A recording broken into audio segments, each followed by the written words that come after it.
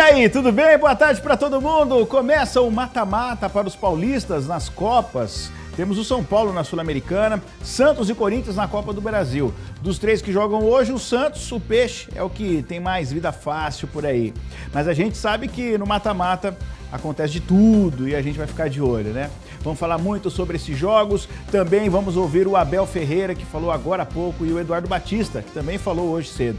E como sempre, participa aí com a gente, manda o seu WhatsApp aqui no nosso SBT Zap 18 991 437891, senhoras e senhores. E a gente continua aqui naquela série, À Espera de Isis. Caio Esteves, senhoras e senhores! E aí, Marião, beleza? À espera de Isis. Tudo bem? Tô esperando a minha filha nascer. Boa tarde pra todo mundo que tá em casa aí. Estamos na expectativa, né? Logo chega aí, graças a Deus, com muita saúde, se Deus quiser. Vamos que vamos. Como é que é, Ronan? Olha lá. É isso? Tá quase. Isso. Agora vai. Vamos que vamos. Tá quase, tá chegando. E tem nome de Deus, hein? É, exatamente. Sensacional, muito bom. Hein? Vamos nessa. E o primeiro time, vamos falar de Copa, né? Vamos falar de Copa do Brasil. E o primeiro time que vai entrar em campo nessa semana de mata-mata é o Santos, é o Peixe, às 7h. O adversário é o difícil Ceará e o jogo é na Arena Castelão.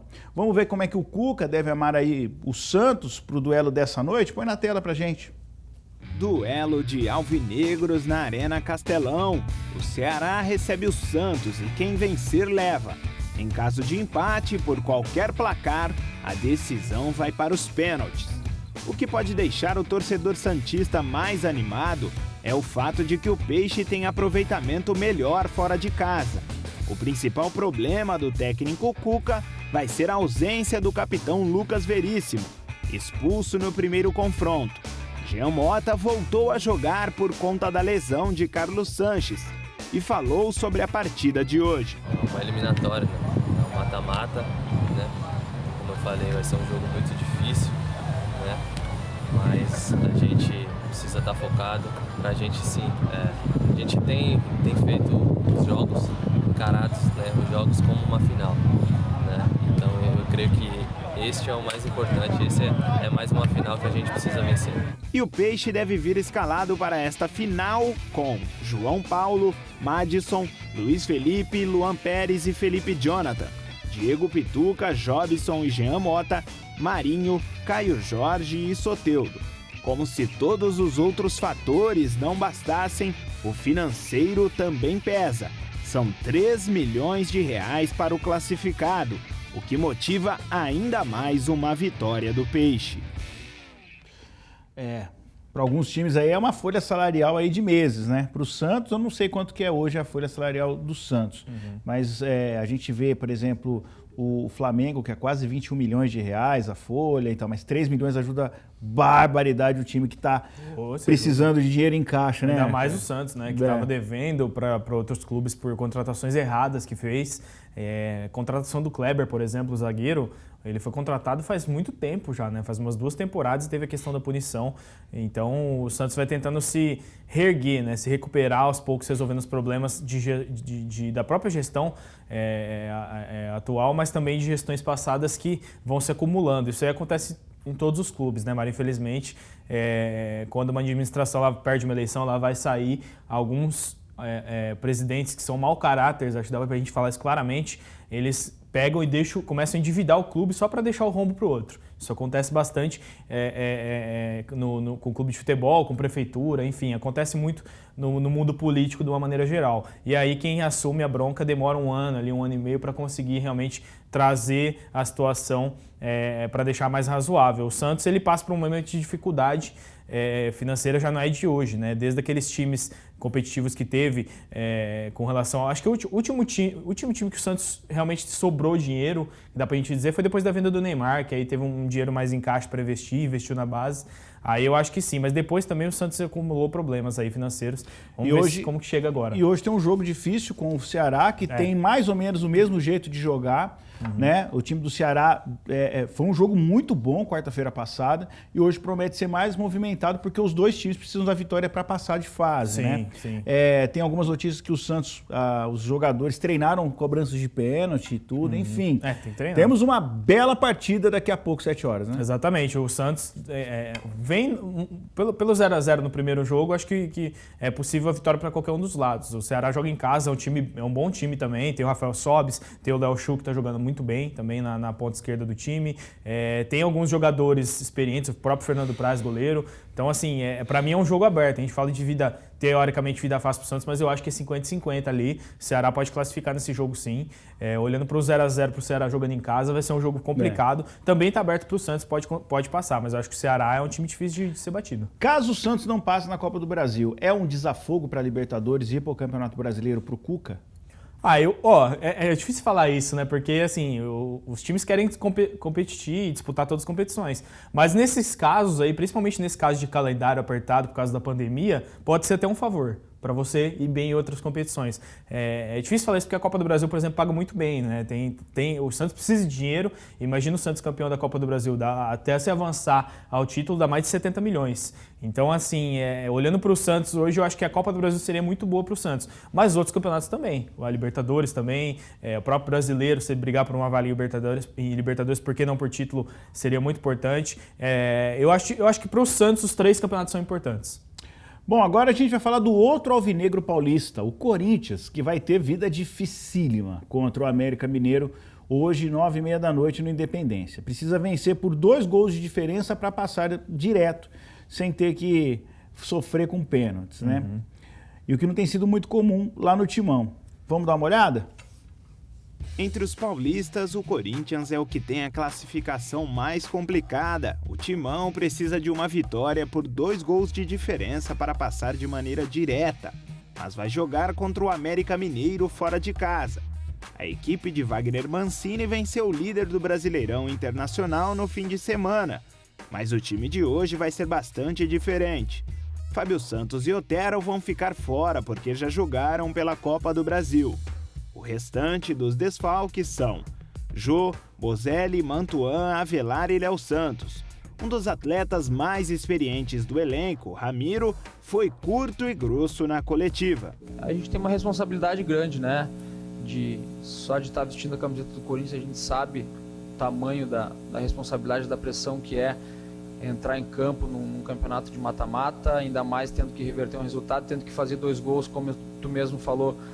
Não foi uma coisa que aconteceu muitas vezes nessa temporada, mas a gente tem conhecimento, tem consciência do que a gente pode fazer em campo, da postura que a gente tem que adotar nessa partida para sair de lá classificado para a próxima fase da Copa do Brasil.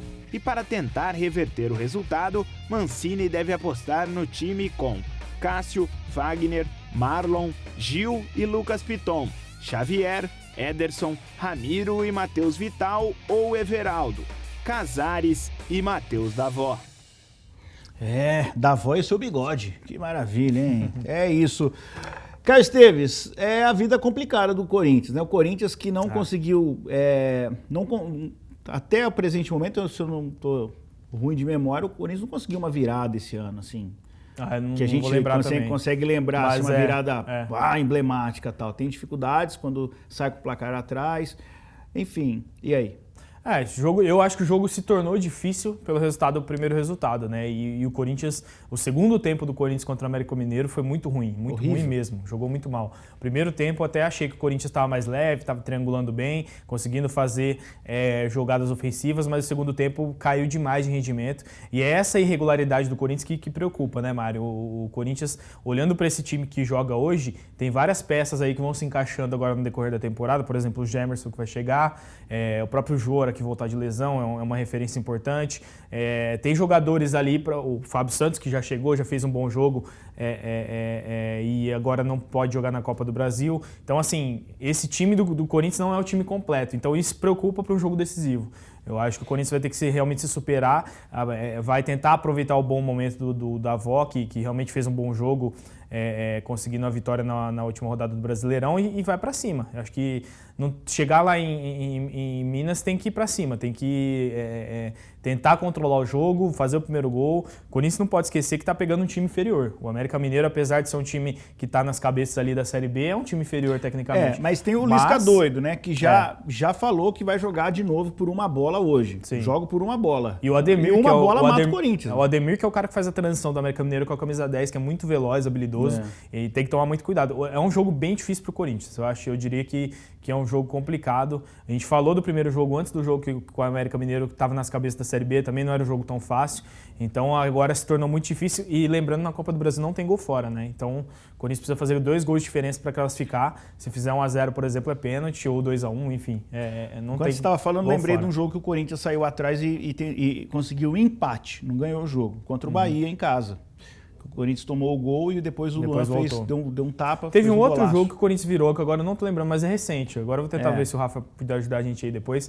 Mas o Corinthians começou jogando, levou o gol Perdendo, também e conseguiu né? virar no Campeonato Brasileiro. Depois a gente vê. Mas é jogo difícil, não tem jeito. Esse jogo se tornou muito difícil, esse confronto. Vamos falar de mata-mata ainda, agora vamos falar do São Paulo, hein? Também tem mata-mata pela frente, mas é pela Sul-Americana, vai receber o Lanús lá no Morumbi, hoje, 7h15 da noite. Vitória simples garante o tricolor nas oitavas.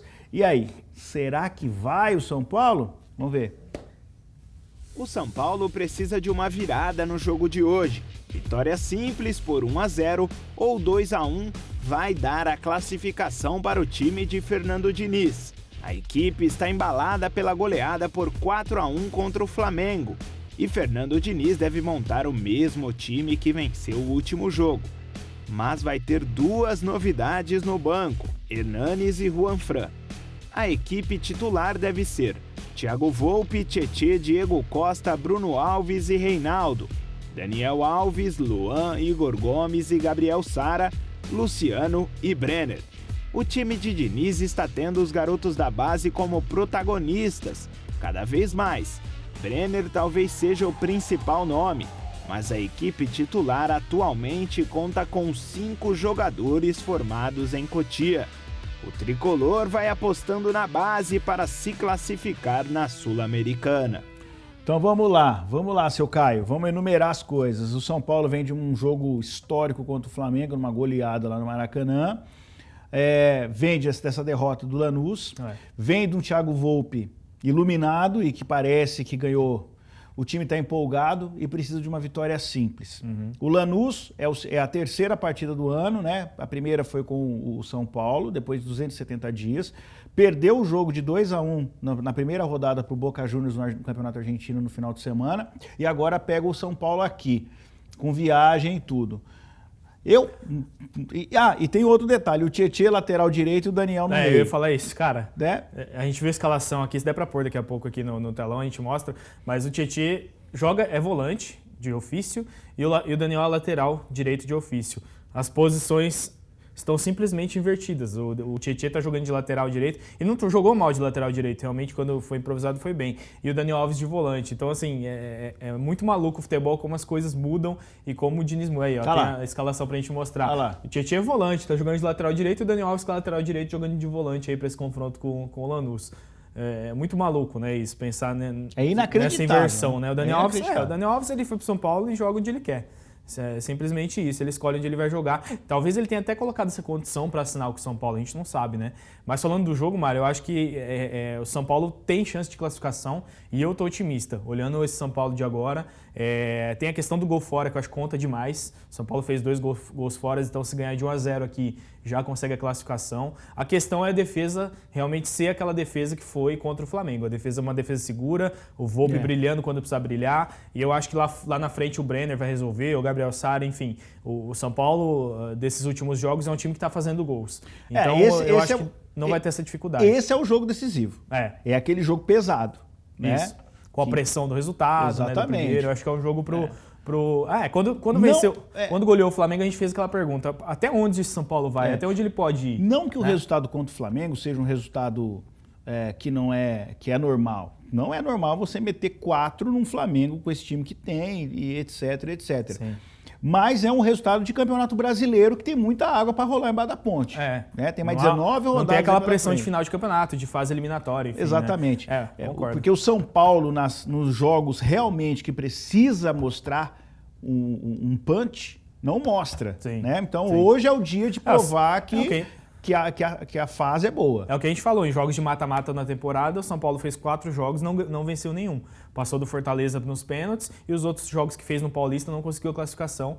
Então, assim, é a pressão no momento desse time do Diniz. Não é uma pressão que vai decidir cargo ou demitir alguém, eu acho que não. Mas é uma pressão que o Diniz precisa melhorar, precisa ultrapassar e vencer. Exatamente. Põe na tela o nosso WhatsApp, o Kaique Santos de Teodoro Sampaio. Boa tarde, estou aqui ligado no programa. Manda um abraço para nós aqui de Teodoro Sampaio. Alô, galera de Teodoro Sampaio. Aquele pessoal abraço. lá do Pontal, um abraço a todo mundo do Pontal aí. Legal demais. Boa. Eu quase falei o nome da dupla. O Tiago... Ô, louco! Sabe quem vai falar com a gente agora? O Tiagueira, lá de Rio Preto. Alô, Tiagueira! 2-0 pro São Paulo hoje, que beleza. Põe a foto do Tiagueira aí, vamos ver. Ó! Mandou uma foto nossa lá também. Cara, eu estou belíssimo com esta camiseta cenoura. Mecânica hoje. Que beleza, hein? A Juliana de Pereira Barreto. Olá, SBT Esporte. A Maíra está assistindo vocês. O Corinthians poderia melhorar o time? Acho que agora pode ser que melhore, né? Com o Gemerson chegando, eu acho que era uma peça fundamental, ainda tem que melhorar bastante, mas eu estou vendo evolução com o Mancini, que eu não estava vendo antes. Cadê a Maíra? Põe a foto dela aí. Olha legal, que coisa linda lá, acompanhando a gente. Obrigado. Beijo pra vocês, vamos pro intervalo, a gente volta já.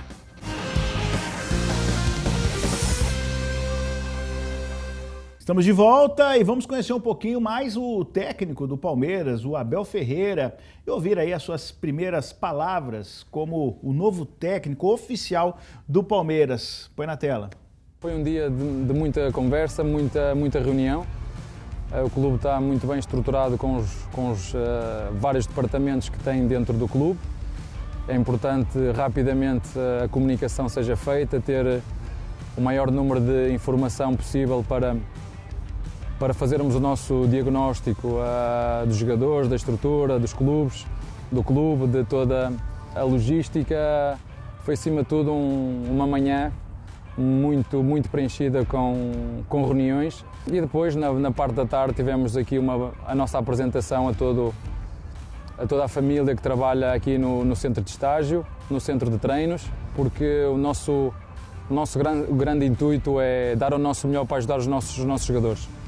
O clube oferece todos os recursos aos seus profissionais para nós atingirmos os nossos objetivos e, portanto, foi um dia positivo, um dia de muito trabalho, como disse, de muita reunião, mas um dia proveitoso porque foi o primeiro dia que tivemos em contacto direto com os nossos jogadores e é isto que nós queremos, continuar com esta disciplina, com este rigor, com esta exigência e que esta fotografia que este clube e que estes jogadores mostraram ontem de qualidade, de organização, de intensidade, de exigência, de compromisso coletivo, seja refletido em cada treino e depois possamos ver isso em cada jogo. Já estreia com o Red Bull, né? Falou bem, Quinta-feira, né? falou bem. Assim, ele também deu uma declaração já dando a entender para o torcedor do Palmeiras que não adianta o torcedor do Palmeiras esperar que o time jogue como o Braga ou o Paok que ele treinou anteriormente já de cara, porque não tem tempo.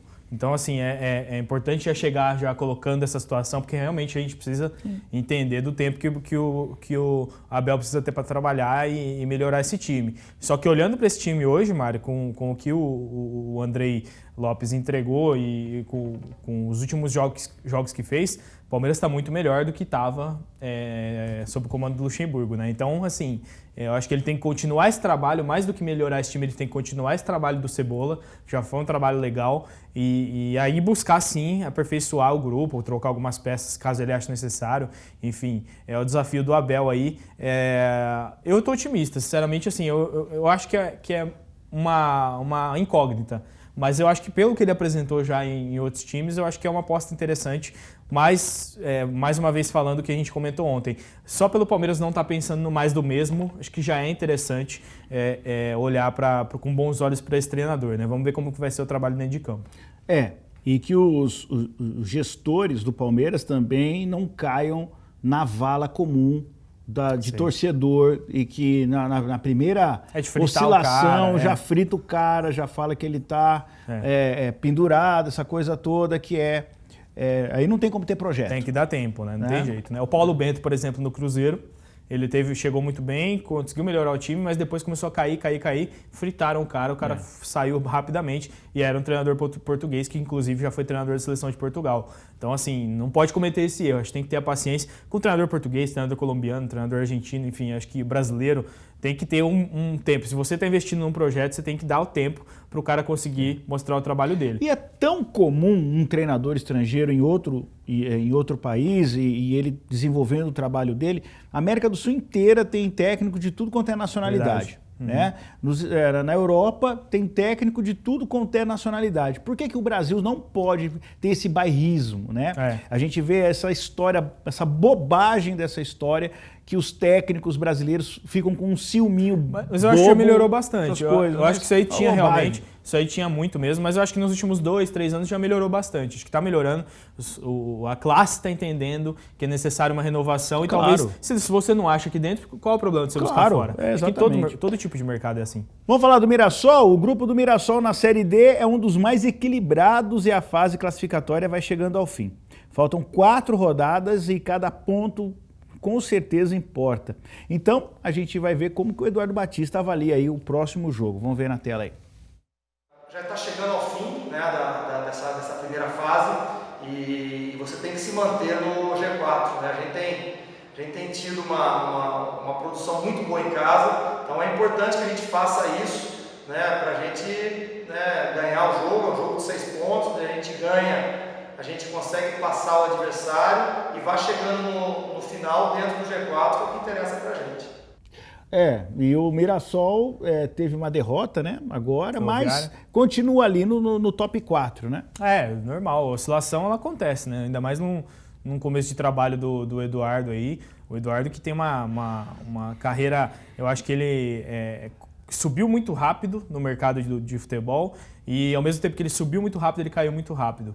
Então, assim, um recomeço. Mas ele conseguiu fazer conseguiu fazer uma bagagem interessante, treinar times de ponta e chega com conhecimento para aplicar no Mirassol e tem dado certo. Olhando os últimos jogos do Mirassol, o Mirassol realmente está evoluindo e é continuar isso, tem que continuar esse trabalho, porque o campeonato afunila e vai afunilando cada vez mais, né, Mário? O Mirassol tem esse projeto de buscar sucesso na Série D, buscar o acesso para a Série C futuramente, por que não? E é um time que dá essa estrutura ao treinador, à comissão técnica, aos jogadores, né? Então acho que o trabalho está sendo bem feito, pelo menos nesse momento. Vamos esperar que continue desse jeito aí. Boa, vamos falar agora da Bezinha, vamos ver os resultados, né? Vamos acompanhar aí os resultados da Bezinha, dos jogos de ontem, quais são as partidas de hoje e como estão os grupos. Vamos colocar aqui na tela para você acompanhar aqui com a gente, vamos lá. A gente teve ontem, o América de Rio Preto devolveu a vitória aí, a derrota, né, que teve aqui em Araçatuba, para a Associação Esportiva Araçatuba, ganhou de 1-0 lá em São José do Rio Preto. O Tanabi empatou com o Bandeirante em 2-2, o Bandeirante continua invicto. Na Bezinha, né? E nos jogos de hoje a gente tem o Vossen de Assis contra o Grêmio Prudente e o Oswaldo Cruz contra o Tupã. Aliás, o Tupã que tomou uma sonora goleada do Assisense, né? 6-1 no final de semana. Vamos agora para a tabela? Vamos lá, no grupo 1 a gente tem o Bandeirante voando baixo com 13 pontos, o Andradina com 7, o América com 6, o Tanabi com 5 e a AIA com 3 pontos. Lembrando que se classificam os 2 primeiros e os melhores terceiros colocados, né? Nesse momento, classifica o Bandeirante aqui da região. E para a AIA ficou bem complicado, né? Muito difícil. Muito difícil classificar. Muito difícil. No grupo 2 a gente tem o Oswaldo Cruz com 9 pontos, o Grêmio Prudente com 8, o Vossen com 5, o Tupã com 4 pontos e o Assisense com 1 ponto. Tá exatamente. O Grêmio Prudente está com um investimento legal, está com uma estrutura bacana, está tentando um acesso aí. Esse grupo está mais equilibrado, né? No outro grupo, no grupo 1, o Bandeirante está bem acima dos demais e já dá para dizer que é muito difícil não classificar, né? Provavelmente vai classificar. Também acho. Vamos ver como vai ser essa Ainda briga. Está complicado esse grupo 2 esse aqui. Equilibrado. Ainda dá jogo aqui, como a gente fala, né? Dá. É isso, vamos para o WhatsApp? Vamos lá, o Vinícius Visani de Sul de Minúcio. Boa tarde, o que esperar do Corinthians nessa temporada? O que esperar do Corinthians nessa temporada eu acho que é fazer um campeonato para não correr risco de cair, terminar a temporada no meio de tabela ali, talvez buscar uma vaguinha, tentar uma vaga na Libertadores, porque pode abaixar muito ali, né? Pode ser que o 7º, 8º consiga vaga, acho que dá para o Corinthians pensar nessa posição. E na Copa do Brasil, vamos ver hoje, né?